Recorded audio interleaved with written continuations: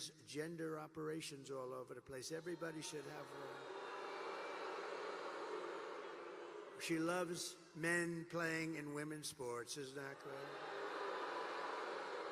And she loves open borders where people can pour into our country. But now she's changed that about a year ago. She changed it, and so good. In fact, I think I'm going to send her your MAGA hat. Can I have your MAGA hat? Are they the greatest? Is that the greatest? It's like a sea of red.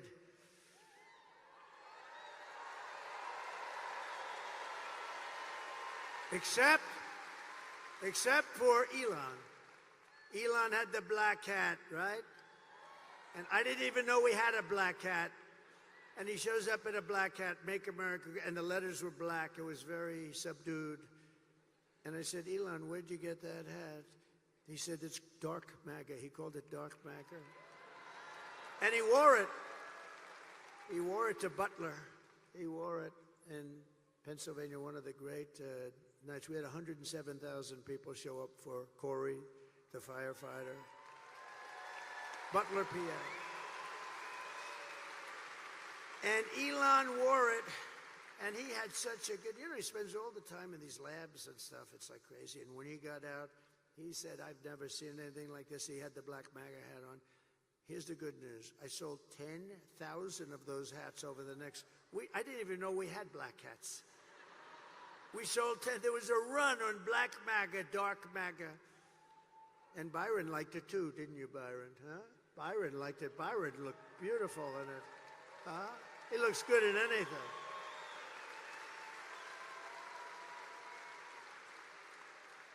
So that was something, I'll tell you. But that was that was an incredible salute to somebody that deserved it. A big Trump fan. And we raised him a lot of money too. We raised the family a lot of money because he deserved it. We have a man tonight. Maybe I'll introduce him really fast, just fast. He's a friend of mine, very successful guy. And I've known him for a long time. He's a member of a place called Mar-a-Lago. Nobody's ever heard of it. But he said, sir, do you mind if I give some money to the widow of Corey, the firefighter? I said, absolutely you should, because Corey had a great career, but it's not exactly, the money doesn't exactly flow in, right?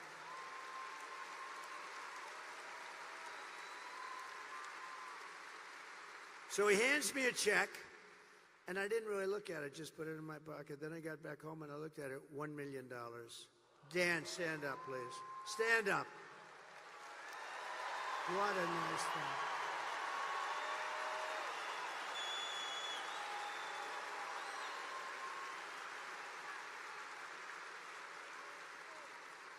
And then we raised another $4 or $5 million for the family, and also for the two gentlemen that took hard hits. They took hard hits too. The doctors were incredible up there. These guys took 2 hard hits. These were big Trump fans and MAGA fans more than even Trump fans, and they know what we're doing is right, but boy, they got hit. But they were, in fact, we thought we lost 3 people, and they made it. And we're giving them something substantial, but we wanted to take care of them all, so Corey was gone immediately, but it was amazing. But I want to thank you, Dan. That was nice, Dan. So we're going to have, in addition to taking care of our workers and lowering the taxes, we're going to also have no tax on tips, no tax on overtime, and no tax on Social Security benefits for our great seniors.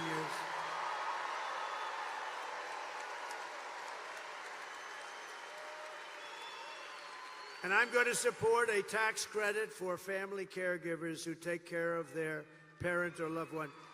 And they deserve it, right? They deserve it.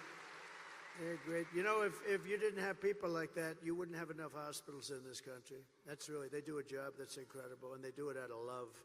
You don't have to worry about it. They do it out of love. So we're going to work on a good tax credit for them. We're going to get it done, too. So I will terminate the Green New Scam, and I will cut your energy prices in half. Within 12 months, your energy prices will be in exactly half. 50%. 50%. 5-0. To bring back millions of jobs, we will give our companies the lowest taxes, the lowest energy costs, the lowest regulatory burdens, and free access to the best and biggest market on the planet. It won't be that way for long if we have idiots running it. It won't be that way. But right now we can say it. But only for those who make their product here in the USA and hire American workers for the job. They're the only ones that can. And if these companies don't make their products here, then they will pay a stiff tariff when they send their products into the United States for the privilege of competing with our workers and our now protected companies. We're going to protect these companies so they don't leave us like they have been doing for 50 years. And we'll also pass the Trump Reciprocal Trade Act. That's if China or any other country charges us 100 or 200% tariff or tax, then we will charge them a like 100 or 200% tariff or tax, called an eye for an eye. And you'll see everything just disappear. I will never apologize for defending America. I will protect our workers. I will protect our jobs. I will protect our borders. I will protect our families. And I will protect the birthright of our children to live in the richest and most powerful nation on the face of the earth.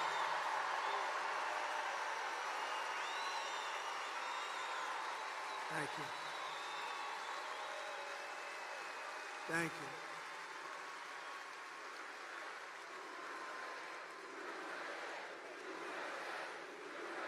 Thank you. Get out and vote. And as we rescue our economy, I will also restore our borders. We're going to have a border. We had the strongest border. Oh, wait. Bring down my all-time favorite chart. Bring it down. In history.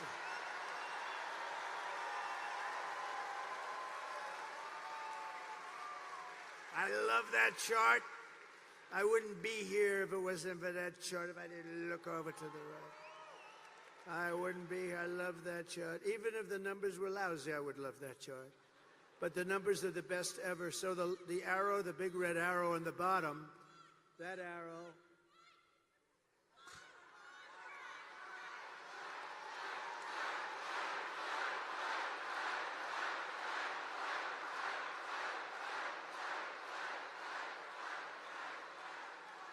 that's an aggressive youngster. He's going to go places. He's going to go places. But that's my last day in office, and you look at what's happened. That was a Elon rocket ship after that day. Look what happens to that chart. Look what happens to that chart. That was the lowest illegal immigration that we've had. All they had to do, Biden, when he went to the beach, all he had to do is leave it alone. We had remain in Mexico. Nobody could come in. The head of Mexico president said to me, of course we won't do that. No, I said, you will do it. You will do it. He said, no, we won't let them remain in Tijuana. Hundreds of thousands of people coming up, pouring through our borders with the past administration. I said, no, you're going to do it. He said, I'm not going to do it. We had a good relationship. I liked the guy. He was a socialist, but that's okay.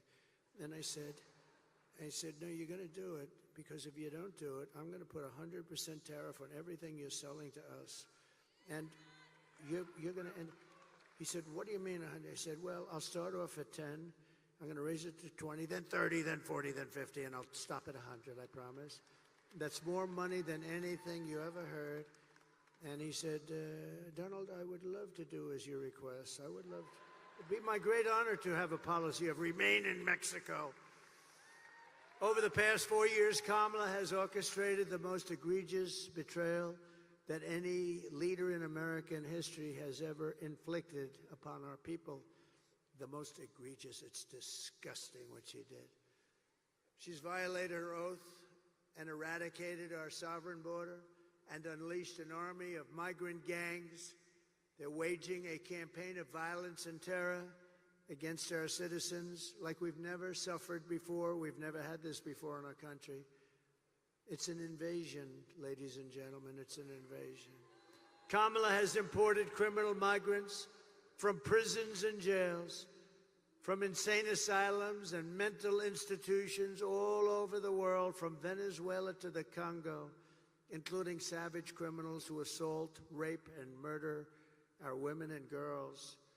Anyone who would let monsters kidnap and kill our children does not belong anywhere near the Oval Office.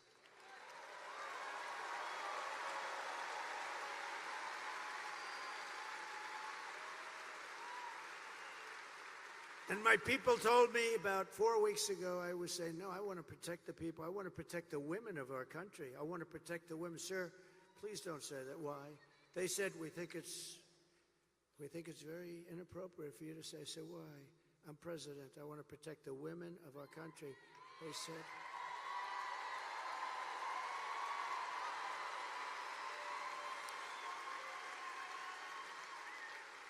They said, sir, I just think it's inappropriate for you to say, pay these guys a lot of money. Can you believe it?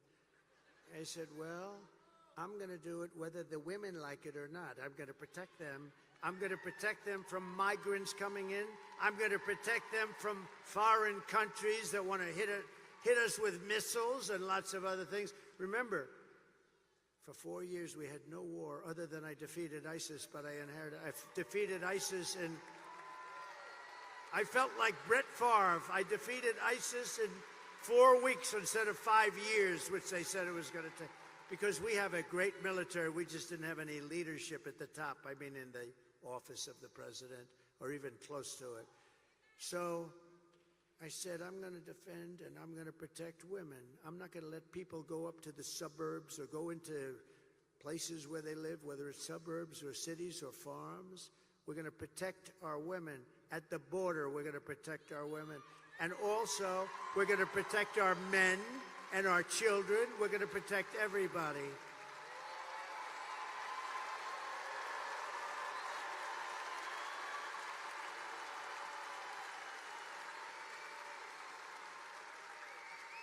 Is there any woman in this giant stadium who would like not to be protected?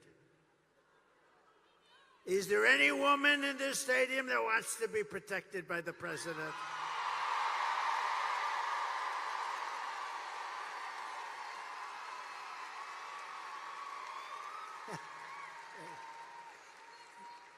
I love these. You know, these women are from North Carolina.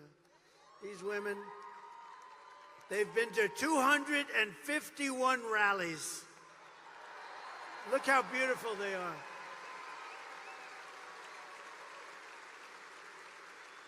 And they're all happily married. They're beautiful husbands. I saw them once.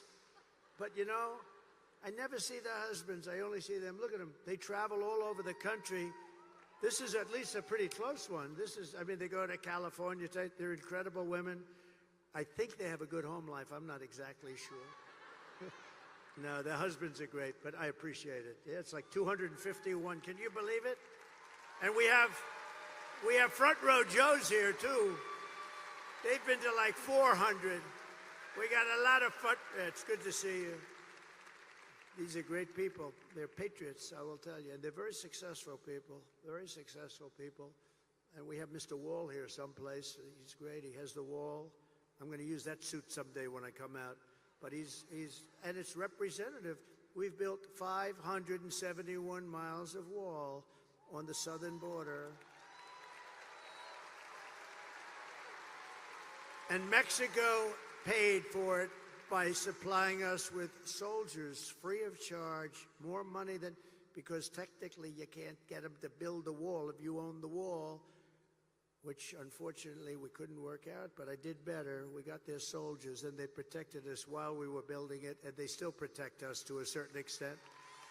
So I want to thank, we've had a good relationship with Mexico, but they're going to have to do a better job. We're losing much more than 100,000 people a year to fentanyl coming in from China and then through Mexico. We're going to talk to Mexico very early in our discussions. We're maybe like the first day, one of the very first calls I'm going to make, because we cannot let fentanyl come into our country. Can't let it come in. And I'm talking to China, too. I'll call President Xi. We had a deal, President Xi and I, and then we had whole thing come in with the China virus, right? But we had a deal with President Xi. He was going to give the death penalty to anybody producing fentanyl and sending it into the United States. But of course, when Biden took over, it didn't mean anything. Just like the Abraham Accords, we had 4 countries. I would have had that filled. We would have had peace in the Middle East. They didn't do anything. They just sat there with it. So, we'll get it all taken care of as soon as we get in. But today I want you to hear directly from a mother whose world was absolutely shattered. This is a sad thing. I've had it for one day, and everybody that's seen it, they end up crying. Strong, tough guys, they end up crying. It's so sad, and it's emblematic of what's happening in our country. By thousands and thousands of people are being killed. This was a young, beautiful girl. Please watch. Sunday night, I asked her to not stay up super late because of her coming to work with me in the morning to do her summer school. She said, okay. I told her good night and I love you. I went to bed, not realizing that that was going to be the last time I saw her. We're best friends. Yeah. We're going shaking again. I woke up to notice she wasn't in her bed. I'm in my heart trying not to lose my mind because I don't know where she is. I finally remembered her phone had a location on, and her phone was pinging just 2 minutes down the road, right behind the skate park. I start driving to the direction the phone was being pinged at, and I see a couple cop cars with lights on. I see yellow tape. And immediately my heart drops and sinks to the bottom of my stomach. My daughter's hands and ankles were both bound. She was strangled to death, left with no pants. And I know in my heart, she fought incredibly hard. She was not going down without a fight. We begin with 2 men we're learning are charged with capital murder tonight, accused of killing a 12-year-old girl. Police say these men strangled her before dumping her into that creek. Both men were in the country illegally. Apprehended, then released by Border Patrol less than 3 weeks before Joselyn's death. The men accused of killing Joselyn Nungaray are affiliated with the gang known for brutal violence. Kamala Harris was in charge of immigration in our borders. If we had better border policies and not open borders and not these catch and release policies, I truly believe this all could have been prevented. Under her being vice president of this country, my daughter's life was ripped away from her. She had her entire life ahead of her. Happy birthday, dear Joselyn. My daughter is 6 feet in the ground based off of policies that she allowed to keep. Kamala Harris did have one job, and she not only failed, not me, she failed my daughter, she failed Joselyn. She was only 12. President Trump reached out, gave me his sincerest condolences as not a former president, but just as a father, someone who cares. I believe Donald Trump needs to be back in office. I can at least know that my next child will be safe in this country.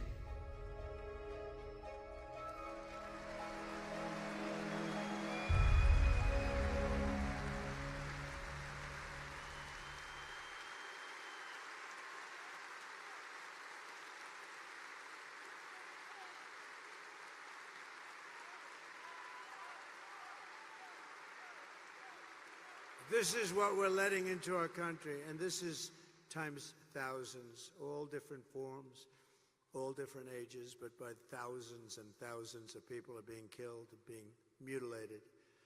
The day I take the oath of office, the migrant invasion ends, and the restoration of our country begins. Thank you.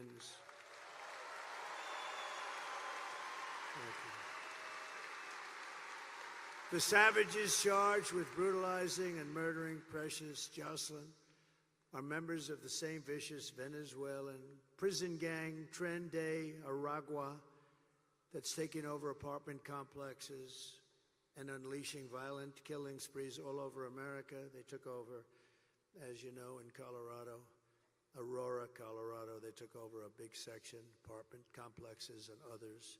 And they're all over the country. They're even in Times Square in New York City now. And we're getting them the hell out. Take a look.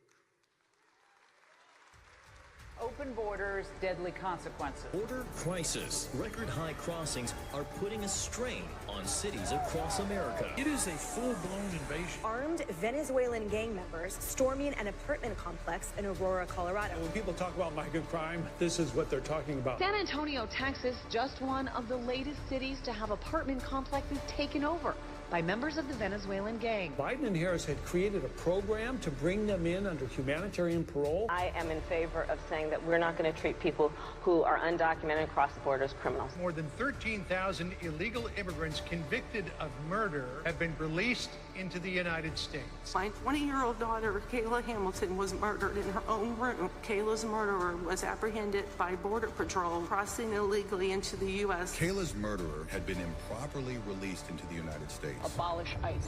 Yeah, we need to probably think about starting from scratch. More than a dozen people suspected of being Tren de Aragua gang members right here in San Antonio. The gang members had been terrorizing the apartment complex. New details in the murder of Lake and Riley. The illegal immigrant suspect, who cops say committed the heinous murder, is a Venezuelan national. And was paroled and released into the country by the Biden administration. If they'd all been properly vetted, that probably wouldn't have happened. 2 men investigators say are in the country illegally from Venezuela are charged with capital murder and the death of Joselyn Nungaray. Martinez and Angel wrapped his arms around Jocelyn's neck, took off her pants, and climbed on top of her. Later strangled Joselyn to death and then tied up her hands and feet. Court documents suggest a group of men arrested for beating and robbing a Dallas woman last month are members of a Venezuelan street gang. The men threatened to cut off her fingers if she did not cooperate. Manuel Hernandez was booked by Colleyville police just 2 days earlier and released the day before the robbery. A Peruvian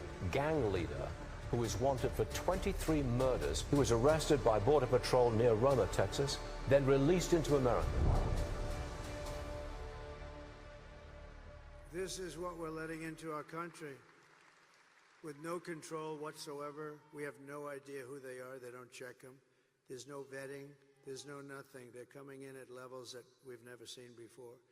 Last month, I was in the beautiful small town of Prairie du Chien, Wisconsin, where police arrested a Tren de Aragua gang member who crossed Kamala's wide-open border. Just come on in. And then came into your state and held a mother and daughter captive against their will and sexually assaulted them again and again and again and did great harm to both. Just last week, an illegal alien driving an SUV hit a 60-year-old retired Green Bay police officer as he was helping two drivers by the side of the road. Instead of helping his critically injured victim, the illegal alien who had a can of beer in his passenger seat and lots of cans of beer and plenty of other things in the car, got out of his car and ran away, leaving the retired policeman to die and bleed to death. We're praying for his family. The United States is now an occupied country, but it will soon be an occupied country no longer.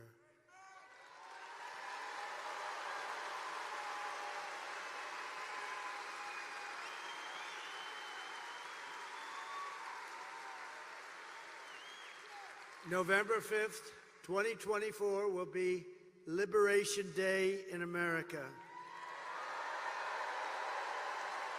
And on day one, I will launch the largest deportation program in American history.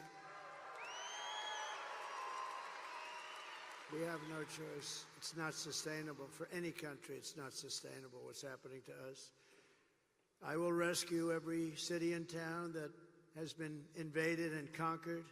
We are being invaded, and we are being conquered, just like it was a military operation.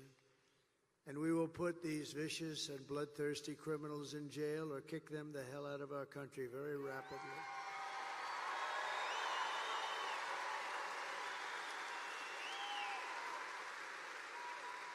To expedite removals of Trende, Aragua, and other savage gangs, I will invoke the Alien Enemies Act of 1798. Can you believe 1798? That's when we had people that wanted to protect their people. I have to go back a long way. To target and dismantle every migrant criminal network, and every single one of them operating on American soil. And there are many. And if they come back into our country, it's an automatic 10 years in jail with no possibility of parole. And I am hereby calling for the death penalty for any migrant that kills an American citizen or a law enforcement officer.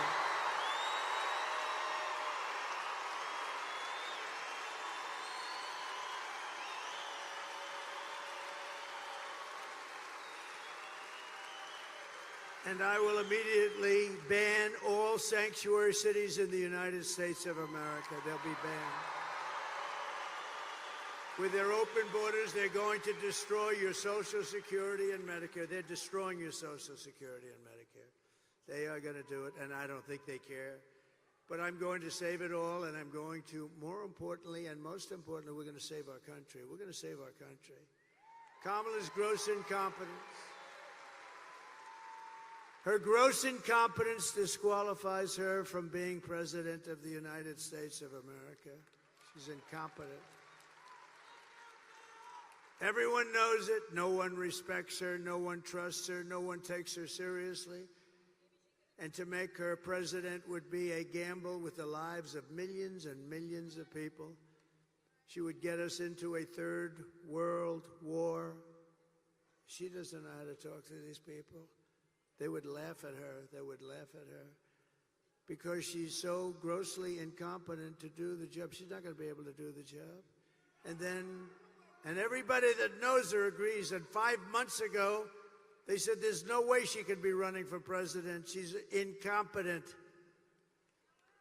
And then she runs, and because she's a member of this savage machine known as the Democrat Party,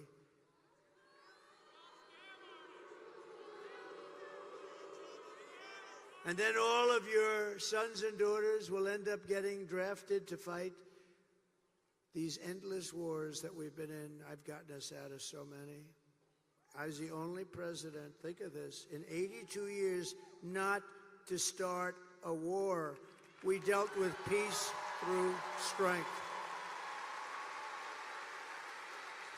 Our enemies are laughing at her. If we win, America will be feared and respected again. Feared's okay. On issue after issue, Kamala broke it, and I will fix it.